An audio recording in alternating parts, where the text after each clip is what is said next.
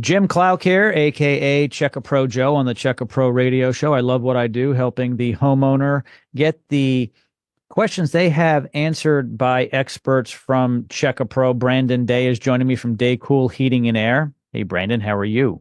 Very good. How are you? I am living the dream. Thank you so much.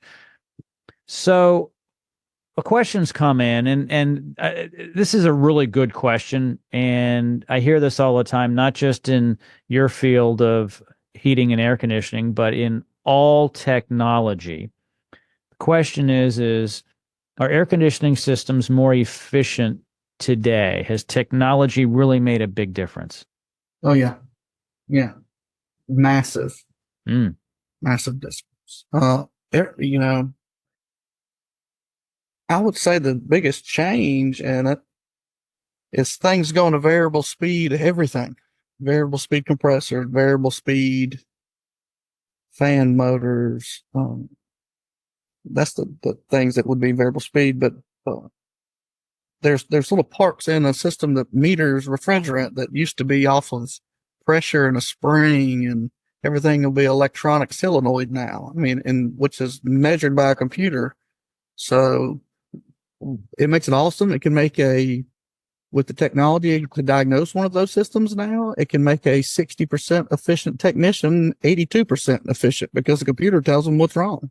So that's awesome. But it also, instead of somebody measuring a or running off of a standard rule of thumb or temperature that you're not going to experience every day, a system measures humidity, measures temperature, dry bulb, wet bulb, and can adjust how fast the flow that system runs for top efficiency Mm.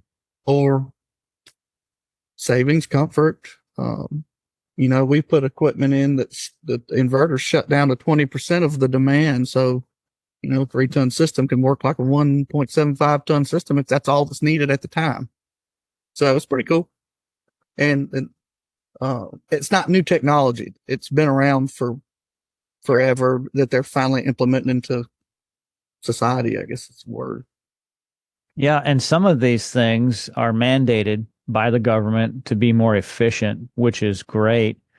And when you think about the air conditioning technology today, the richest person 30 years ago couldn't purchase anything like what would be considered like an economy product today, right? I mean, that's how much things have come. Years ago, people had the best of the best air conditioning units 30, 40 years ago.